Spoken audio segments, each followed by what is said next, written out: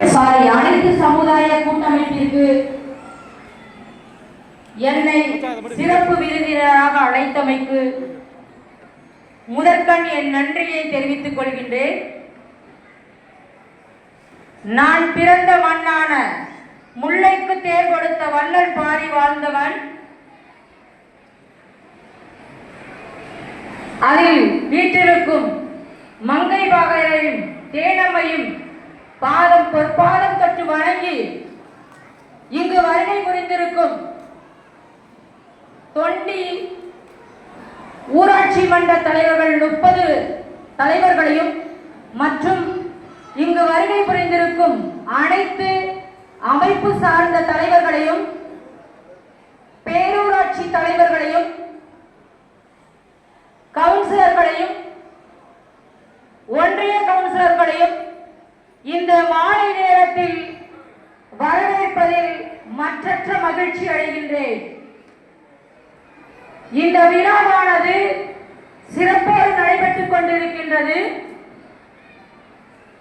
மதுரைக்கு மீனாட்சி அழகு, திருச்சிக்கு மலைக்கோட்டை அழகு, திருவாரூருக்கு தேரழகு, அதுபோல் நமது ராமநாதபுரத்தில் இந்த ராமநாதபுரத்தில் இருக்கக்கூடிய ஏர்வாடி தர்கா அழகு, இந்த ராமநாதபுரத்தில் தொண்டி பகுதியில் சங்க காலத்தில் ஆண்ட சேரர் பாண்டியர்கள் வந்து மிகப்பெரிய துறைமுகம் இருந்தது. முதலா இந்த ஏரியாவில் ஒரு மிகப்பெரிய துறைமுகம் இருந்திருக்கு. அந்த துறைமுகத்துல என்னென்னலாம் வழிக செஞ்சிருக்காங்க அப்படின்னா அதில் சந்தனம், பட்டு இவைகள் அனைத்துமே ஏற்றுமதி செய்யப்பட்டிருக்கு. அப்போ ஒருங்கிணைந்த ராமநாதபுரம் மாவட்டமாக இருந்து தற்பொழுது நாம் வசிக்கக்கூடிய பகுதியா பிரிந்தது சிவகங்கை மாவட்டம். அந்த பெருமை இப்படிப்பட்ட ஒரு பெருமைக்குரிய மாவட்டத்தில் இருந்து எங்களுடைய மாவட்டம் பிரிந்து இன்னைக்கு தனித்து இருந்தாலும் ஏர்வாடியில் நடக்கக்கூடிய அந்த தர்காவில் நடக்கக்கூடிய விழாக்களுக்கு சமத்துவமான உரிமை கொண்டாடி அனைத்து சமுதாயத்தவராலும் அந்த தர்காவில் வந்து மரியாதை செய்யறாங்க. அதை நாங்கள் எல்லாமே டிவி வாயிலா பார்த்திருக்கேன், யூடியூப் சேனல்களை பார்த்திருக்கேன். இன்னைக்கு சமத்துவம் அப்படிங்கிற ஒரு விஷயத்தை எடுத்து அனைத்து சமுதாயத்தையும் ஒன்றிணைத்த பெருமை இந்த அமைப்பிற்கு தொண்டியை சேர்ந்த எனது அண்ணன் பாரிஸ் அவர்களை சாரும். என்னை இந்த விழாவுக்கு அழைக்கும் பொழுது 20 நாட்களுக்கு முன்பே என்னை அழைச்சிட்டாங்க. எனக்கு ஒரு தலைப்பு கொடுத்தாங்க, போதையை பத்தி பேசுங்க அப்படின்னு சொல்லி. இன்னைக்கு வந்து காலையில எந்திரிக்கையில நல்ல நிலையில தான் இருக்காங்க. 12 மணி ஆயிடுச்சு அப்படின்னா நம்ம யார்கிட்ட பேசுறதா இருந்தாலும் யோசிச்சுதான் பேச வேண்டியது இருக்கு. என்ன சூழ்நிலையில இருக்கோம், எங்க பார்த்தாலும் மதுக்கடைகள் சும்மா சர்வ சாதாரணமா இன்னைக்கு பூடிப்புங்கிறாங்க, ஹான்ஸுங்கிறாங்க. பள்ளி குழந்தைகள்லாம் இன்னைக்கு நிறைய சீரழிஞ்சு நிற்கிறாங்க. 2வது விஷயம் மொபைல். நமக்கு வந்து கையிலே நமக்கு எதிரியை வச்சிருக்கோம். உண்மைதானே? கையிலே நமக்கு நாமே ஒரு எதிரி இருக்காங்க. இன்னைக்கு நம்ம எங்கேயோ ஒரு இடத்துல இருந்துக்கிட்டு நான் எங்கேயோ இருக்கேன் அப்படின்னு சொல்லலாம். நான் இருக்கிறது இப்ப தொண்டியில இருக்கேன், எனக்கு வர காலுக்கு நான் சிவகங்கையில இருக்கேன்னு சொல்லலாம். அப்போ நம்ம ஒரு பொய்யான விஷயத்தையும் நம்ம சொல்ல வேண்டிய கட்டாய சூழல்ல இருக்கோம். அன்னைக்கு தபால்களை தான் நம்ம வந்து எழுதி அனுப்பணும். ஆனா இந்த கைபேசிங்கிறது சிறப்பான ஒரு விஷயம். நல்லவைகளை மட்டும் எடுத்துக்கிட்டா நல்லது. ஆனா இன்னைக்கு வந்து அதனால சீரழிஞ்சு நிற்கிறாங்க. இது சம்பந்தமா நான் உங்ககிட்ட நிறைய விஷயங்களை பகிர்ந்துக்க விரும்புறேன். ஃபர்ஸ்ட் போதை. 12 மணிக்கு மேல ஆயிடுச்சுன்னா எந்த ஆண்கள்கிட்டையும் பேச பயமா இருக்கு. போன்ல ஹலோ சொல்லும் பொழுது சில பேரை கணிக்க முடியும். பேசலாமா வேணாமாங்கிற யோசிப்போம். பெண்கள் வீட்டுல நிம்மதியா இருக்காங்களா? சரி, காலையில 6 மணிக்கு 7 மணிக்கு வேலை கிளம்பிடுறாங்க. சாயங்காலம் 6 மணிக்கு மேல பெண்கள் வீட்டுல நிம்மதியா இருக்காங்கன்னு நினைக்கிறீங்க?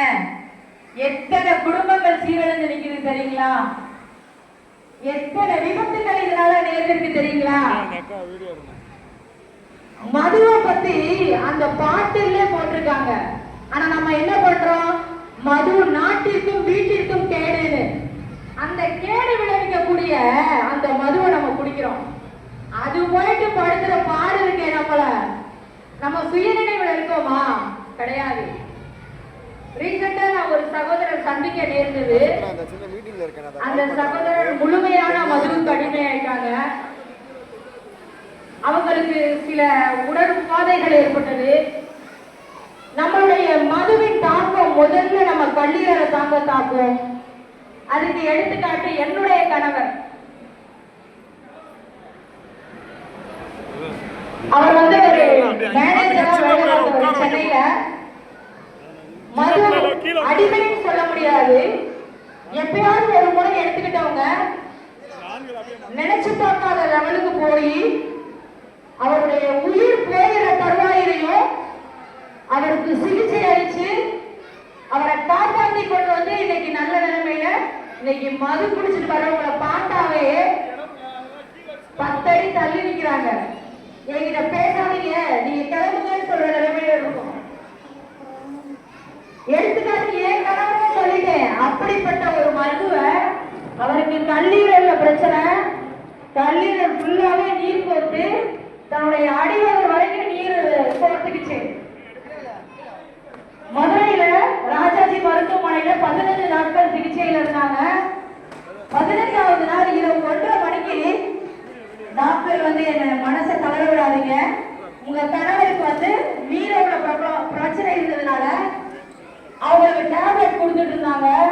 அந்த நீரோ டேப்லெட் போட்டதன் விளைவு அவங்க ரத்தம் வந்து உறையவே மாட்டேங்குச்சு. அதனால ஒரு நீரில வச்சு 1 லிட்டர் அவருடைய இடையில இருந்து 1 லிட்டர் நீர் எடுக்கப்பட்டது. அந்த நீர் வெளியே வந்த உடனே என் கணவர் குறைக்க மாட்டாங்கன்னு சொல்லிட்டாங்க. ஆண்டவரை வேண்டிக்கிட்டு காலையில 6 மணிக்கு அந்த இடத்துல இருந்து என்னுடைய ஊருக்கு எடுத்து கூட்டிட்டு வந்தேன். அவங்கள ஆம்புலன்ஸ் பிடிச்சி வீட்டுக்கு கூட்டிட்டு வந்துட்டேன். இரவு 1 மணிக்கு மேல சீரியஸ் ஆயிட்டாங்க.